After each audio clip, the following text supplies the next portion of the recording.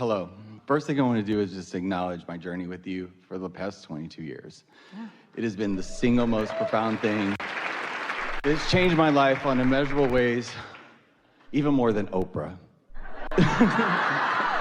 Now we know that's not possible. It is. It absolutely is. And I was here in Chicago 4 years ago, and I just manifested all this money and bought my dream car, and I took my entire salon up here. Had this amazing experience, and I lost everything. I went through this, yes, it was the best thing that ever happened to me. It was hell going through it, but... You didn't lose your vibration. I did not lose my vibration. Which is everything. In other words, all that other stuff... But I lost the stuff. Oh, because a lot of times the stuff that you've got hinders the stuff that's coming. It did. I was so scared of losing it. Yeah. Your vortex has really improved since you gathered all that crap. It did. It did. And about 2 months ago, I can't live on the planet anymore unless I meditate. I just can't. It freaks me out. I have to meditate in order to Well, say that in a different way. Okay. I do better when I come into alignment first, because when I proceed into my day in the receptive mode, I have a much better day. Yes, that's how it goes. And I love it now, and I'm embracing it now. Not something that I do, it's just something that I enjoy. Getting into alignment before, because now I'm a real estate agent, which I never thought would ever happen in a million years, but I absolutely love it because it's unlimited. It matches who I am now. Yeah. 2 months ago, I was at meditation, and you came to me, and you said, come see me today. And you gave me the day, and you told me where I was at, and I go online, and sure enough, you're here. And I'm here, and we're supposed to have this amazing conversation. We want to have a conversation because we can't use you as an advertisement when you say, hey, Abraham, I've been with you for 22 years, and I've lost everything. But the good news is... So ordinarily, we wouldn't sell you a ticket. This is true. The reality is I've been having this insane path or sane synchronicities that are absolutely blowing my mind about... Are you telling us that thoughts are turning to things? Yes. All right, do you have anything else you want to talk about that's not boring and normal? No. We'll hear you. I know. I just recognized this thing, and it almost looks like a V. And I had it, everything is almost exact.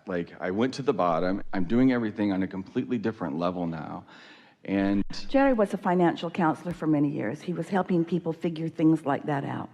And one of the first things he asked us when years later he began visiting with us is, hey, Abraham, why is it that people so often need to go all the way to the bottom before they start bouncing up? He said they always do. They always begin bouncing back. But why do they have to go so low? He said first it's the boat, and then it's the second car, and then it's this, and then it's this, and then it's this. And it's like the slide continues to go down until it's all gone. Why is that? And we told him years ago what you just told us that you recognized. It's the attention to what you're losing that holds you in that vibrational place that makes that the reality that you are carving out.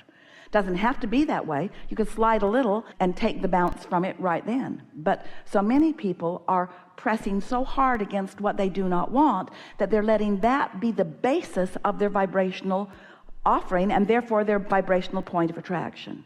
And so at any point that you take the bounce and turn around, you can expect that things will go way, way better, because during all of that contrasting time, first of all, you've put so much more in the vortex. The momentum of the vortex is so much stronger. But it also requires then more discipline of focus, to not allow yourself to go back in a sort of post-traumatic war syndrome type thing and focus upon those things that caused you emotional pain then. In other words, you've really got to accept that all of that is to your advantage. We have two very important stories to tell you, and you've undoubtedly heard them before, but we're going to tell them to you again. So two people in the same week came to us with similar stories. One, a woman, an artist, coming from New York out to California. She had her portfolio of all of her magnificent artistry in her car in these boxes. She was going to Hollywood. She was going to present herself as a set designer. And someone broke into her car and took it all. And she said, so here I am with nothing to show. She said, I have lost it all. And we said, You've not lost your talent. You've not lost your point of attraction. You've not lost your vibrational prowess. You've not forgotten who you are as an artist. And anyway, that portfolio no longer represented what you have to offer now. It was a distortion of who you are. If you show what you painted 5 years ago, 10 years ago, 15 years ago, really, she had some of that in her portfolio, or even 1 year ago, or even last week, it does not represent who you are now. We said, go, present yourself as you are now. The other was a man who, like you, had built quite an empire. He had lost it. He was in his 60s. He said, Abraham, how can I ever begin to start over now? It's taking me all these years to get to that point, and now it's gone. And we said to him, you have not lost your point of attraction. You don't understand what that vibrational version of you is. You have not lost your point of attraction. Your point of attraction and all that power of desire is there. You can turn things around so quickly. All you got to do is get in the receptive mode. It doesn't matter what you have. You're not amassing stuff anyway. You're amassing your ability to attract stuff, to create stuff, to manifest stuff. Manifestation is an easy thing. Once you get into that vibrational place where you're allowing it to manifest, don't drag your manifestations from before around with you and use those assets as your reason to express your prowess to the world. That's not your prowess to the world. You present yourself to the world vibrationally. You present yourself to the world attitudinally. You present yourself to the world in terms of your mood. It's your point of attraction. It's what you're allowing the universe to deliver to you now. The ideas now, the rendezvous now, the circumstances and events now. You hear people talk about, oh, they got their big break. Well, we say they finally got into the receptive mode. And so often when people get their big break, they don't stay in the attitude of allowing another and another and another and another and another, because they think that big breaks are scarce. They're not. It's receptive modes that are scarce. It's you being in this receptive mode. That's what's scarce. That's why when somebody finally figures it out and they become masters, you want to say, oh, well, they're a master because they struggled and they did all this and they dragged their body through all of this and they've lived all of these years and they did all of those things. And we say, maybe they did do all of that and maybe it took some of that for them to get into the receptive mode. But it's the receptive mode that you're witnessing, not they're dragging their assets around. Assets. Their assets around. It's not they're dragging their assets around. That's not what it is.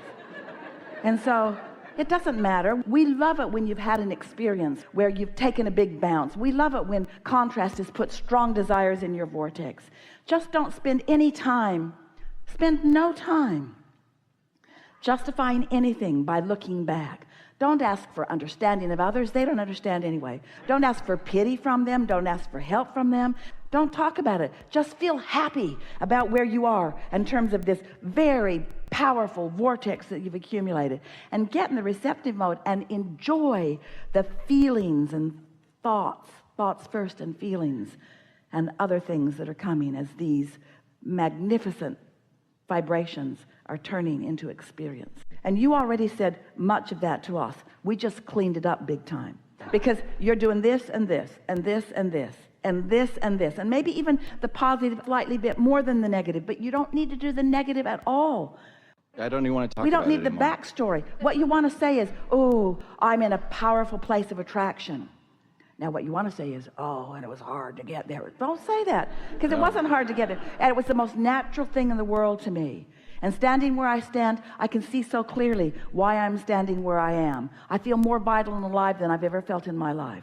I can feel that things are really working out well for me. I can feel that the universe has my back and that source energy is with me. I can feel that things are all lined up. I know what my work is. My work is receptive mode, and oh, I've always been really good at that. I've always been really good at being able to focus.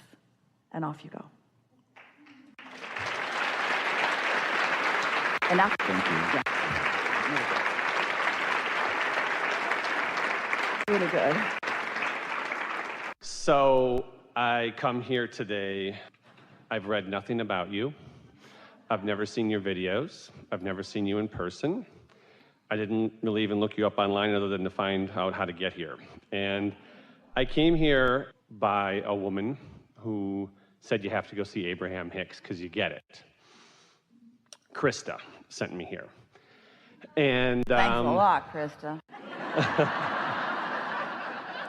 so When I'm hearing you speak, a lot of things resonate with me, and what I'm sitting with right now is a couple things. One of the things I like to do is I love to use metaphors, and I love to make people laugh. And those aren't always necessarily the best things, but the first thing is I want to go pee, and there's no bathrooms here, so I'm just putting that vibration out there that I'd like a bathroom. There are bathrooms, but the women have taken them all.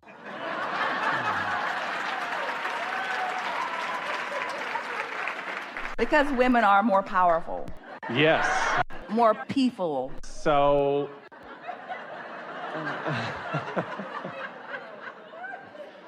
so my journey has, a lot of the things that people have been saying have resonated with me, and my belief is that I'm here speaking right now, hopefully on behalf of someone else in the room.